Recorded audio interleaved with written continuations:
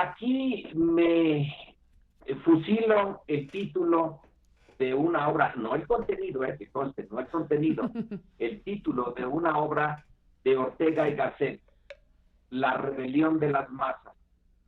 Creo que en esta ocasión, para fortuna del país, esa rebelión se hizo por la vía institucional, pero sí es una rebelión, es una forma que se fue acumulando durante años, años, entre otras cosas, de concentración de la riqueza, concentración de los privilegios, de fraudes, de corrupción. Se fue creciendo la idea y el enojo de la base social de México, que, como nos lo dice muy bien el INEGI, el 40 y tantos por ciento está considerada como pobre, y solo una parte pequeñísima acumula una cantidad de riqueza fantástica.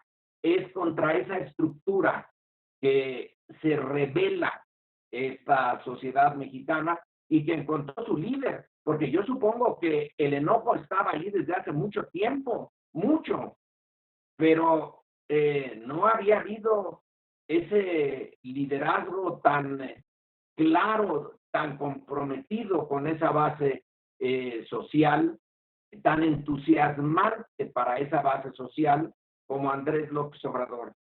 Ahora bien, la tarea es enorme. Es claro que no se van a poder cumplir todos los compromisos, pero en esa materia, en el intento está el sentido mismo del nuevo gobierno. Le dijeron a Andrés Manuel Mesías, Mesías y tropical, así, lo tropical no tiene mucho sentido, es de segunda. No es obviamente el Mesías, pero sí es alguien que está, me parece que su biografía avala, Carmen, que está comprometido con lo que dice, que hay una congruencia entre lo que dice y lo que ha hecho. Esa congruencia que le falta a todos los otros líderes políticos que hemos tenido desde hace un buen tiempo. Es la primera vez que la izquierda llega realmente por elecciones relativamente pacíficas. Pongo el término en lo relativamente pacíficas, porque si uno ve Michoacán o Guerrero, no fueron tan pacíficas. La izquierda solamente ha llegado, la izquierda ya como tal, una vez al poder en México, que es con Lázaro Cárdenas. Sí, Lázaro Cárdenas fue electo, pero fueron elecciones sin ningún contenido. Ya se sabía que como el jefe máximo, Plutarco Elías Calles, había decidido que el joven general Cárdenas le sucediera porque creyó que lo iba a controlar, entonces la elección pues sirvió más bien para que Cárdenas diera una vuelta por el país. Hay que reconocer también, quizá no como Andrés, que ese sí conoce el país de arriba, abajo, de izquierda a derecha, pero el general Cárdenas también lo conocía ya mucho. Entonces, su campaña electoral no tuvo el contenido de tener enfrente a un opositor. Andrés sí tuvo como opositor al gobierno, tuvo como opositor a los gobiernos panistas y priistas, tuvo como opositor a una parte sustantiva de la élite.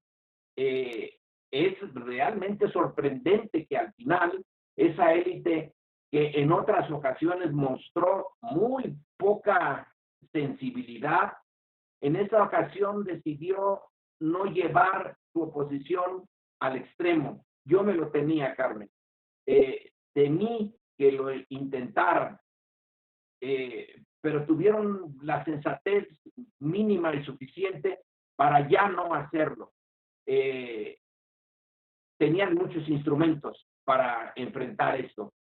Tenían un montón de dinero y tienen todo el control de los aparatos gubernamentales, pero consideraron que incluso supongo yo, por su propio interés, ya no volver a hacer lo que hicieron en el 2006 o lo que hicieron en el 2012. En esta ocasión se dieron y es una situación verdaderamente importante en un sentido histórico, pues es la primera vez que por elecciones más o menos bien llevadas se reta a la élite y se hace, por lo menos se quiebra el círculo de hierro de la élite y se mete una fórmula política distinta. Y bueno, tiene enfrente, y con eso concluyo, muchos obstáculos, las inercias, la tradición política mexicana que no es ni democrática, ni de exigir responsabilidades. México hasta el día de hoy es un país que tiene una maquinaria política para extraerle recursos, no para gobernarlo en el mejor sentido de la palabra. Vamos a ver si Andrés Manuel puede. Yo creo que lo va a intentar, tiene que intentarlo, está en su biografía, precisamente por ser ya una persona madura, ya pasó la etapa en que los jóvenes presidentes, bueno, querían acumular poder y riqueza. Él ha insistido, como pocos, que lo que le interesa es el juicio de la historia. Conoce muy bien la historia de México. Ha escrito al respecto, no es un historiador profesional ni mucho menos, pero sí tiene la sensibilidad suficiente para conocer el pasado, los obstáculos del pasado, conoce muy bien el presente y espero que pueda enfrentar el futuro de una mejor manera de lo que lo han hecho todos sus antecesores de Cárdenas para acá.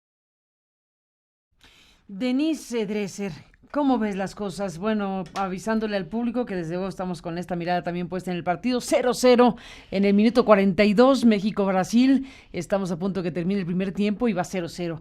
Bueno, al día después de una elección arrolladora, porque no hay otra palabra para decir lo que ha pasado en México con esta elección 2018. Bueno, a celebrar el destripamiento del dinosaurio priista. Y creo que hay motivos para el gozo, el desterrar de muchas maneras al PRI por el mal gobierno que tuvo y entender la victoria de López Obrador, que me resulta muy inteligible.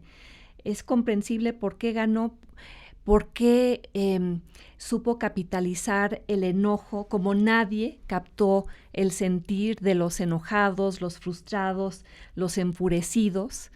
Entendió los años de democracia diluida, de una transición trastocada, desigualdad creciente, pobreza lacerante, años de sacar al PRI de los pinos en el 2000 y verlo regresar en el 2012 más rapaz, más corrupto, más desalmado, años de ver instituciones puestas al servicio de los privilegiados, al servicio del poder y no del ciudadano. Y López Obrador, el insurgente, ofreció lo que tantos querían oír y de ahí que la elección haya sido avasalladora. Gana con 31 puntos de ventaja, con más de 30 millones de votos, porque ofreció la refundación, la transformación, el rompimiento con el viejo régimen, invitó al país a hacer historia. Y la mayoría lo acompañó, algunos con entusiasmo, otros con ambivalencia, muchos para darle un puntapié al priismo. Y creo que el electorado manifestó que había que castigar al PRI por su patrimonialismo y también al PAN y al PRD por mimetizarlo cuando estuvieron en el poder. Esta fue una elección en la cual el imperativo era sacudir al sistema, darle un puñetazo al statu quo, tratar de retomar el camino de una transición que se truncó por una partidocracia rapaz, unas autoridades electorales que fueron perdiendo la imparcialidad y el prestigio, un sistema de justicia que se erigió para proteger a los privilegiados, un pacto de impunidad que permitió que la podredumbre política del país sobreviviera indistintamente de su afiliación partidista. Fuimos saboteando la consolidación democrática sexenio tras sexenio, y lo que López Obrador ha ofrecido es tratar de recuperarla. Y fue de plaza en plaza, de pueblo en pueblo, dándole voz al horror, atizando los agravios, reconociéndolos. Triunfó porque su diagnóstico fue el correcto, ha sido el correcto. México ha sido expoliado por sus élites y exprimido por sus intereses enquistados y victimizado por su betocracia viva, empresarial y sindical. Y ahora vemos, Carmen, el politólogo, historiador, sociólogo Albert Hirschman, un gran experto en América Latina que ya murió, pero dejó tras de sí una obra muy importante. Hablaba de cómo en América Latina se dan ciclos pendulares de acumulación y redistribución, de derechas e izquierdas. Y ahora el péndulo viró en el sentido de la izquierda. Después de años de acumulación y de extracción, ahora se van a dar los años de la redistribución. Y ahora se abren muchas interrogantes. Acompaño el entusiasmo de muchos por la oportunidad que plantea esta victoria, pero también hay dudas, hay preguntas en torno a una nueva hegemonía morenista que habrá en el Congreso, un PES, un Partido Encuentro Social empoderado, con quizá más de 60 diputados, una oposición que le va a costar trabajo serlo, precisamente por lo avasallador del triunfo de López Obrador, una democracia con pocos contrapesos funcionales, con instituciones corroídas y desacreditadas que habrá que rehabilitar.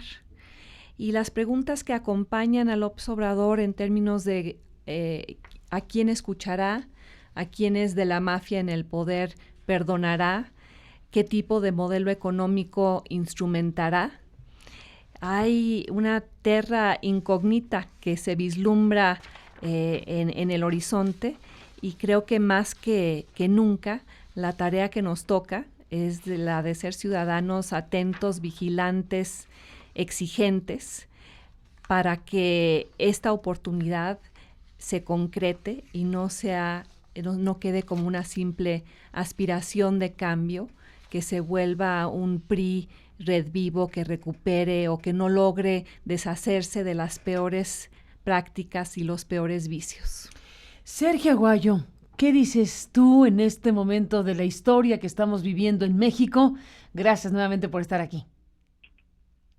Carmen, mira, primero una brevísima desahogo emocional, profundamente emocionado porque el camino iniciado en 1968 de lograr un cambio de régimen de manera pacífica empieza a hacerse posible. No hemos concluido la transición, no hemos cambiado en el sentido de cambiar las reglas del régimen. Seguimos con una mezcla muy peculiar, muy rara, muy mexicana, de lo viejo y lo nuevo, hecho en un masacote a veces imposible de discernir. Pero muy contento, vamos. Yo soy de esa generación de la que optó por la vía pacífica, por la no violencia, y el observar cómo finalmente el día de ayer se da un paso fundamental en las urnas, pues me emociona. Ahora bien, esa es la parte emotiva y la menciono para honrar a las generaciones de luchadores de la izquierda social, intelectual, política, cultural, en fin, que se la jugaron, algunos dieron sus vidas, otros su tiempo. ¿Estás pensando, Sergio, en Eberto Castillo, en Arnoldo Martínez Verdugo? Dime los nombres que pasan por tu cabeza cuando dices lo que dices. Bueno, mira, desde Luis González de Alba, Raúl Álvarez Garín del 78, por supuesto Eberto Castillo, que estuvo en Lecumberri, por eso mismo, indudablemente Eberto Castillo, pero el rector Barros Sierra, vamos, esto es impresionante la lista de nombres que uno va acumulando a lo largo de la vida. Yo tengo más de medio siglo persistiendo, insistiendo sobre lo mismo, pero digamos, ya habrá tiempo para hacer un balance de todos y todas los que hicieron posible la construcción del tejido social que le permitió a Andrés Manuel llegar a la victoria el día de ayer. Me da muchísimo gusto, se abre el portón para esas transformaciones, y en lo que a mí toca, pues el apoyo crítico que se merece una opción auténtica de cambio que es legítima y legal. Pero dicho esto, paso ahora a una reflexión más intelectual, porque a partir de una frase, de una palabra que dijo Lorenzo Meyer, que por cierto que hay que estar en esa lista de quienes hicieron posible el cambio, sus trabajos académicos han sido importantes y de profesor, en fin. Pero me voy a una palabra, dijo, sensatez de quienes pudieron haber opuesto resistencia.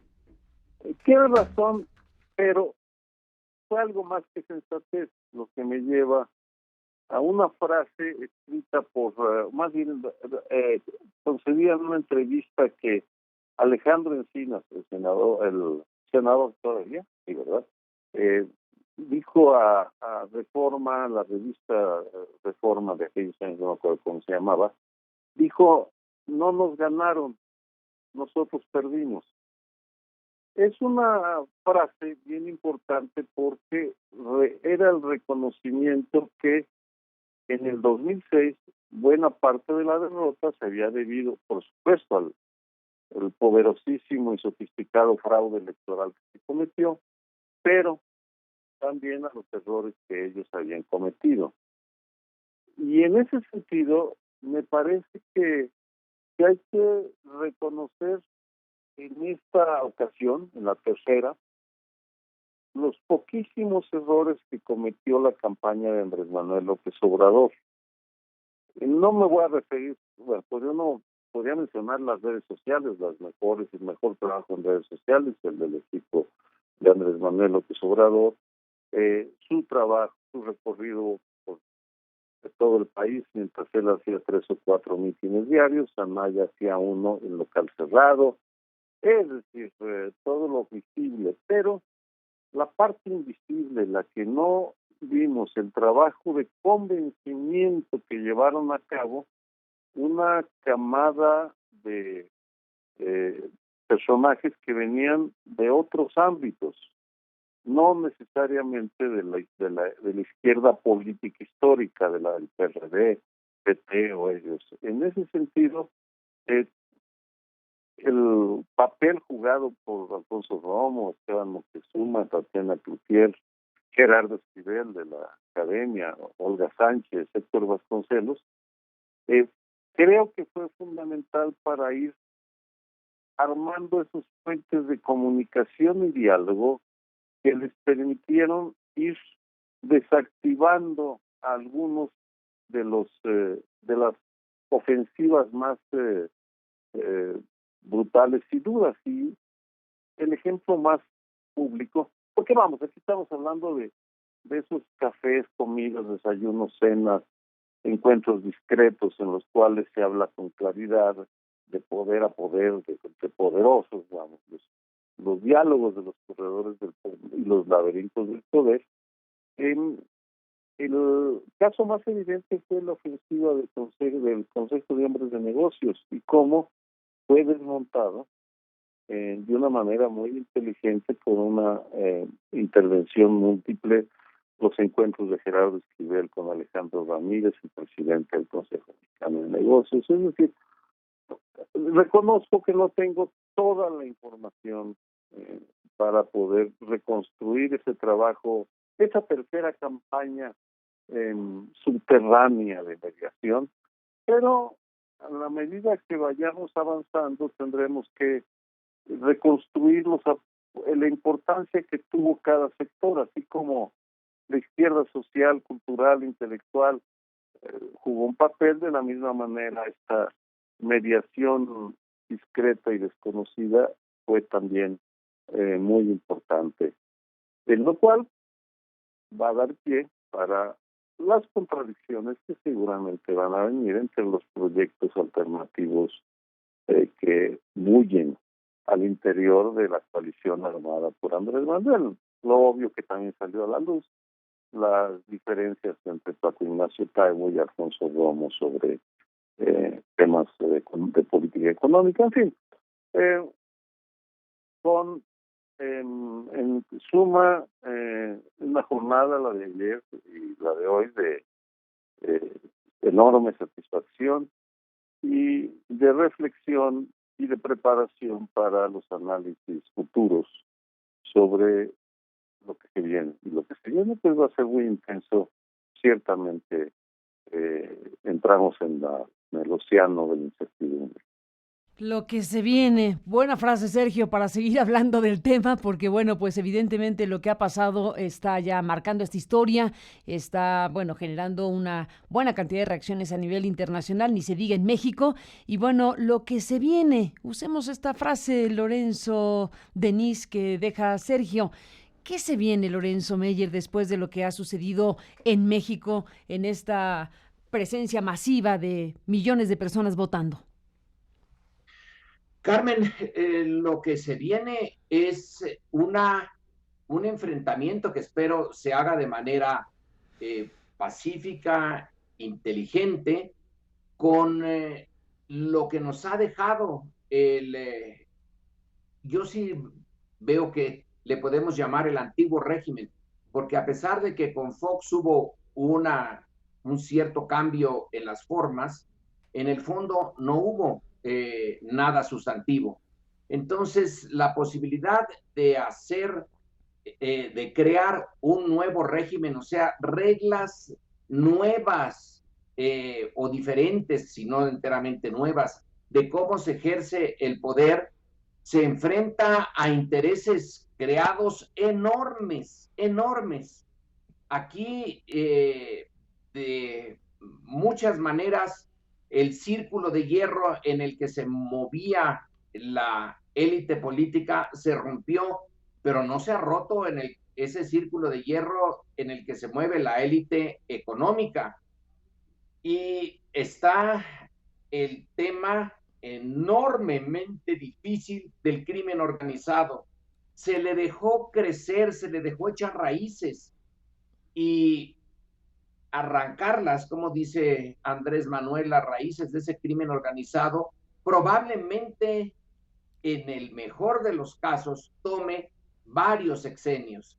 Entonces lo que se viene es el intento. Eso es lo que va a ser interesante, las formas en que se va a intentar la modificación. Todavía yo quiero ser realista, no va a haber no vamos a ver el gran cambio, sino el inicio, el intento. Claro que en el intento está una parte importantísima, pero el enemigo a vencer, que en alguna tira cómica de Estados Unidos de hace mucho tiempo, que se llamó Pogo, alguien dice, nos hemos topado con el enemigo y el enemigo somos nosotros. Bueno, hay una parte en todas las áreas sociales de México que se ha acostumbrado a formas de vida que deberían de cambiar. Dice Andrés Manuel, el pueblo es bueno. Bueno, sí, pero de esas, él se refiere en general a la parte más profunda de la pirámide social, al México profundo, para usar la frase de Guillermo Bonfil. Pero ese México profundo también ha sido corrompido por las prácticas clientelares, por siglos, no estoy exagerando, siglos de que se iniciaron por lo menos durante la colonia, en donde se creó una cultura de súbditos. Hay que hacer de México ciudadanos, y la ciudadanía requiere responsabilidades, asumir tareas, asumir límites a lo que uno mismo hace en función de los otros, en función de la colectividad. La idea de México como nación todavía creo que tiene que cuajar más. El neoliberalismo en particular nos llevó a premiar el individualismo, el ver al mercado como la fuerza fundamental. Aquí es la salvación individual. Andrés Manuel está hablando de la colectividad, pero el espíritu colectivo se topa con muchas áreas en donde es más racional ser egoísta, buscar el beneficio propio a costa de lo que sea, incluyendo cosas, si no ilegales, por lo menos no legítimas.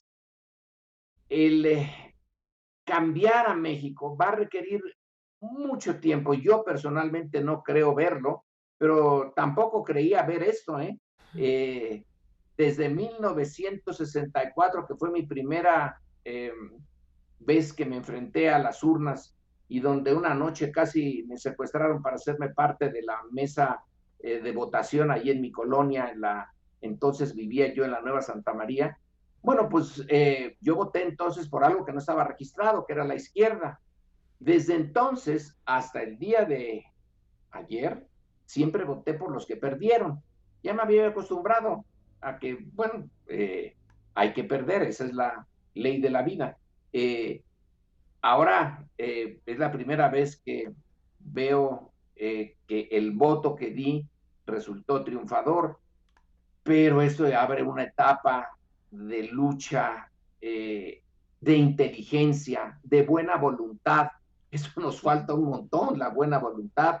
Yo no veo a lo que López Obrador llamó la mafia del poder, con los millones y millones y millones que tiene, los privilegios que ha acumulado, que esté muy dispuesta a la tarea común. Va a haber que forzarla, va a haber, Carmen, que seguir movilizando a la sociedad mexicana.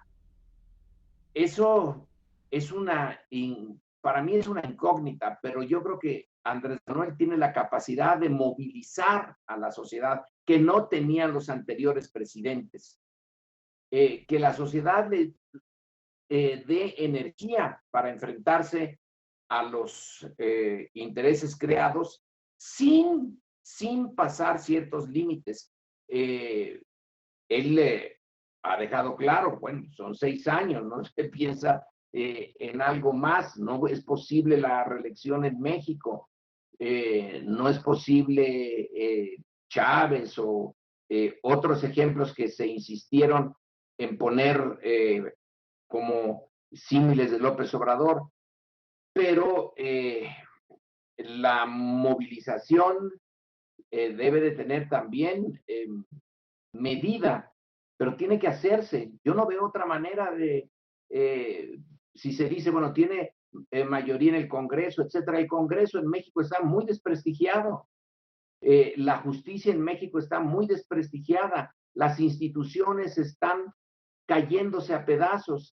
Entonces, sí, la sociedad mexicana va a tener que movilizarse, que ser llamada en momentos críticos para renovar el impulso, porque los obstáculos son enormes y enfrentar a Estados Unidos con inteligencia y dignidad también requiere movilizaciones. Enfrentar a un Estados Unidos con Trump a la cabeza es una verdadera pesadilla. Si hubiera sido enfrentarlo con Obama, bueno, pero con el que tienen ahora, y nos tenemos que enfrentar con mucho cuidado, con mucha inteligencia. Pero en fin, concluyo, sí va a haber que seguir movilizándose, Carmen. Pues ahí está lo que viene, Denise, para México. Bueno, pues Andrés Manuel ha dicho que habrá un cambio radical. Lo dice de cierta manera para no asustar, utilizando la palabra, diciendo radicales de raíz. Radical viene para hacer cambios profundos y la promesa principal tiene que ver con la corrupción. Eso creo que nos queda claro que ha puesto el foco principal y vaya que si le hace falta a México revisar, recomponer la gestión pública y el tema de la corrupción es prioritario, es la promesa madre, si me lo permites, y de la mano de este planteamiento de cambio radical.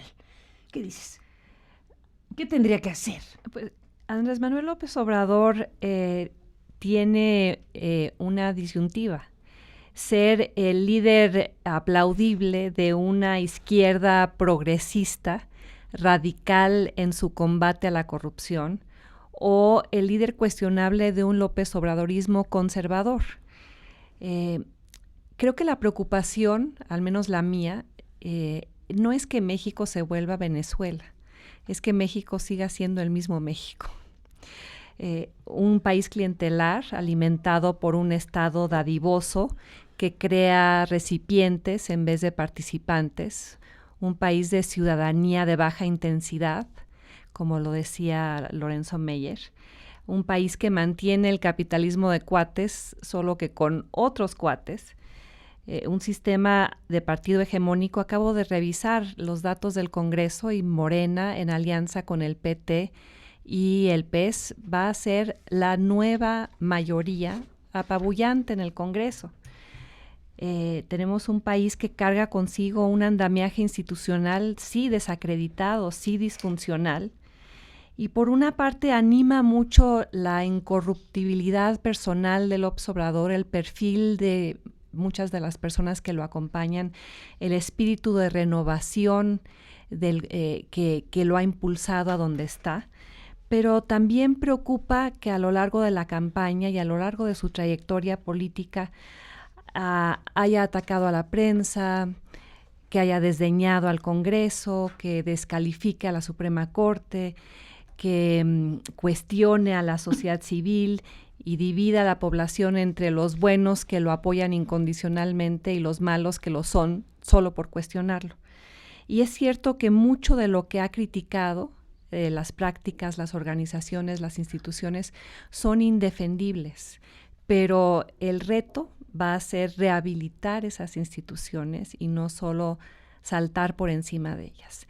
Y en el ámbito de la corrupción hay una agenda institucional ahí marcada por la sociedad civil que lleva 2 o 3 años peleando por ello y transita por una Fiscalía General Autónoma independiente del poder del presidente y del poder de su partido y de su gobierno. Transita por un sistema nacional anticorrupción hoy parado porque la clase política no ha querido crear instituciones que la vigilen, la sancionen, la investiguen. Transita por nombrar un fiscal anticorrupción y reformar las reglas ahora que no le permiten tener los dientes que debería tener y que sea implacable con toda la clase política, incluyendo a los miembros del propio partido de Andrés Manuel López Obrador. Él lo dijo ayer, que esa sería su consigna, pero no ha sido el caso en el pasado. Entonces, ojalá que nos demuestre la congruencia en términos del combate a la corrupción rasero parejo, incluyendo para quienes lo han acompañado, y también el compromiso con la remodelación institucional y el acompañamiento de la sociedad civil. Y no hago una apología de la sociedad civil, que es muy diversa, no es monolítica. Hay grupos e intereses y agendas que no necesariamente coinciden con el bien público, pero sí se han formado coaliciones progresistas en torno a temas torales. Y creo que el gran tema toral para México es el Estado de Derecho, y eso implicaría la creación de un sistema de justicia que sea implacable con los privilegiados, que no provea de protección a los amigos del presidente, reglas claras, y es una rehabilitación institucional que permita que esta cuarta transformación sea realmente un cambio de régimen y no solo un cambio de presidente o un cambio de partido. Pues para cerrar en esta ronda, Sergio Aguayo, ¿cómo te despides? Pues, hay que preguntar. Mira, creo que tenemos como analistas una responsabilidad muy grande de encontrar el justo equilibrio para respaldar aquello que sea respaldable y señalar lo que nos parezca que no está bien o que deba corregirse. No va a ser fácil porque es muy fácil, y no pienso en Andrés Manuel necesariamente porque coincido con Lorenzo. La edad sirve para atemperar pasiones y Andrés Manuel en ese sentido pues ya las tiene bien templadas, bien atemperadas, pero los que lo rodean, las corrientes que van a ver la llegada al poder, a los presupuestos como una forma de mantener lo mismo, pues va a tener la arrogancia de quien cree y se sabe poderoso, y ahí pues nosotros tenemos que ser muy claros de que nuestra responsabilidad está con quienes nos escuchen, con los acercamientos a la verdad histórica que seguiremos intentando cotidianamente, pero pues también espero que la coalición ahora triunfadora sepa entender al país, sepa interpretar la historia y recordar la lección que deja el PRD, un partido nacido heredero del 68 que nunca entendió, o que muy pronto perdió el sentido de la historia y se convirtió, al igual que el PAN, se mimetizó, al igual que el PAN, en el PRI que habían jurado competir. El PRD no está muerto, pero nos deja a la clase política una gran lección. El pueblo, la sociedad, los ciudadanos tenemos pocos instrumentos para defendernos, pero cuando nos da la oportunidad tenemos una gran claridad, y el día de ayer quedó claro que nos salimos a castigar al PRI, al PAN, al PRD, y a darle una oportunidad a un partido nuevo, Morena, que tendrá que demostrar día a día, constantemente, que son diferentes. Y si nosotros la tenemos difícil, Carmen, Lorenzo, de mí, me refiero a los equilibrios, la nueva coalición en el poder la tiene todavía más difícil. Esa sería mi reflexión. Reflexiones obligadas al día siguiente de la jornada electoral. Sergio Aguayo, gracias por estar aquí esta mañana. Gracias, Denise. Y le pedimos al doctor Lorenzo Meyer, con unos 1-0, Lorenzo, ya va ganando Brasil con la pena. Esta mañana de fútbol, México va perdiendo 1-0 frente a Brasil en minuto 57. Bueno, con este marcador y con esta pregunta abierta, Lorenzo, con eso cerremos, porque Andrés Manuel se ha puesto la vara muy alta, ha puesto la cinta de promesa a la sociedad mexicana muy alta, desde luego con el tema de la corrupción, hablando de que va a enfrentar la corrupción, esta corrupción sistémica que lamentablemente existe en México, y ha colocado las cosas en la estatura de la independencia, es decir, la cuarta transformación que está planteando la coloca a la estatura de los grandes acontecimientos históricos, la revolución, la independencia, en fin, de ese tamaño es que ha puesto las cosas López Obrador. ¿Cómo imaginar eso en un sexenio? ¿Qué tipo de situación puede venir para que algo así pueda tener una dimensión de cuarta transformación para México? Carmen, el punto es muy bueno. Yo supongo que no podía ponerlo de otra manera. Algunos de estos momentos claves, cumbres de la historia política mexicana, no terminaron muy bien. La independencia finalmente la encabeza Iturbide, que era realista, no insurgente.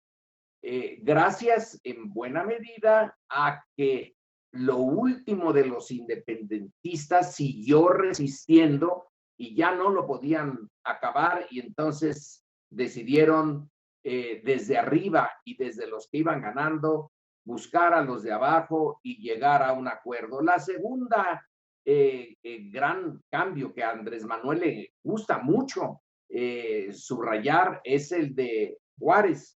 Y bueno, Juárez sí logra la restauración de la República, pero la parte que también le interesa a López Obrador, esa que Morelos en los sentimientos de la nación subrayó, lo de disminuir la distancia entre la opulencia y la miseria, eso no lo logró Juárez. Ahí es finalmente una tragedia, porque de Juárez se pasa a la dictadura porfirista y a la oligarquía porfirista. El tercer momento, que es la revolución, que empieza básicamente como una demanda política de esto que ahora sí es realidad, el sufragio más o menos efectivo, porque vimos también compra de votos y otras cosas que todavía dejan un mal sabor de boca. Pero la revolución llegó a su momento culminante con Cárdenas, a quien Andrés Manuel reconoce como un momento importante, pero termina en lo que estamos ahora, en otra nueva oligarquía y en una corrupción que francamente don Porfirio no tenía. Esos grandes hitos son también, en cierto sentido, grandes fracasos. Ahora, lo que Andrés Manuel se propone y empieza bien es porque los otros se hicieron la ruptura a base de violencia, de confrontación extrema entre los mexicanos. Ahora tenemos una oportunidad, tiene él y tenemos nosotros una oportunidad distinta de todas las anteriores. Hacerlo por la vía pacífica, convertirnos en un país democráticamente normal, lo que en nuestra historia es una anormalidad completa. Llegar a que lo que ocurrió ayer sea lo esperable, lo normal, y para eso sí se necesita una sociedad menos polarizada, socialmente menos dividida. Sí es posible. No es una vía heroica como la de la independencia, la reforma o la revolución, pero probablemente más segura si las instituciones, como dice Denise, se rearman, se rehacen por esta vía que tiene mucho de administrativo, mucho de burocrático, de rehacer las burocracias. Algunas de ellas son kafkianas en México. Realmente Kafka se queda, bueno, no se queda chico, pero sería un buen referente de algunas de estas burocracias mexicanas. Si logra transformar parcialmente esto, pues probablemente su herencia sea más allá del sexenio, más duradera que las otras grandes transformaciones. Espero de esta cuarta transformación que no termine como las otras, sino que deje algo realmente duradero, que México ya no vuelva a ser el mismo, porque después de la independencia, caracoles, si uno ve el México real después de la independencia, pues parecía el de antes de la independencia. Después de la reforma, pues parecía todavía el México colonial. Después de la revolución, sí, ya hay cambios notables, pero no llegaron a tener la dimensión de lo que prometieron. El general Cárdenas, en cierto sentido, es casi un milagro, porque a él lo había puesto en la presidencia un Calles que ya no creía en la revolución. De repente el general Cárdenas se le salió del huacal y hizo lo que pudo en su sexenio, pero ya estaba muy hecho el México postrevolucionario, conservador, corrupto, no comprometido con el cambio de fondo, y es por eso que Andrés Manuel aprecia mucho un escrito de Daniel Cosío Villegas de 1947 que tituló La crisis de México, y ahí Cosío Villegas dice, esto ya se pudrió, se necesita una renovación desde dentro, no violenta, pero sí desde dentro.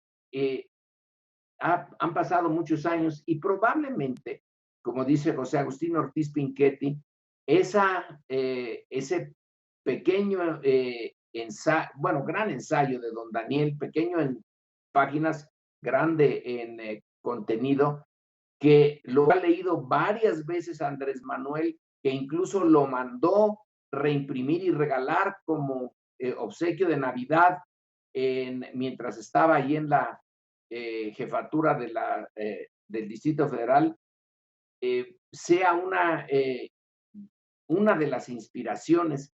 Hay que no perder la parte ética, la parte moral de la política, porque volverla a perder es otra vez necesitar ya no de la cuarta fundación, sino de la quinta transformación, que espero ya no tengamos que hacerla, sino que vaya por un camino muy normal y ya no haya que andar diciendo tenemos que ir a la raíz y arrancar los males de raíz porque ya no estén en la raíz. Pues ahí está Lorenzo Meyer, esta reflexión final con la que cerramos esta mesa, que agradecemos muchísimo como siempre en un momento como este. Te mandamos un abrazo, doctor Meyer, y seguimos al habla. Muy buenos días. Y bueno, el 1-0, la historia, pues no nos podía... Todavía no acaba, Lorenzo, todavía no acaba. Vamos al minuto 66 aquí. Todavía no acaba. Esta historia todavía no acaba. Carmen, vamos a ver. Venga, Sergio, Lorenzo, Denise, a los tres, gracias, un fuerte abrazo. Seguimos en este momento. Buenos días a los tres y gracias por estar aquí esta mañana.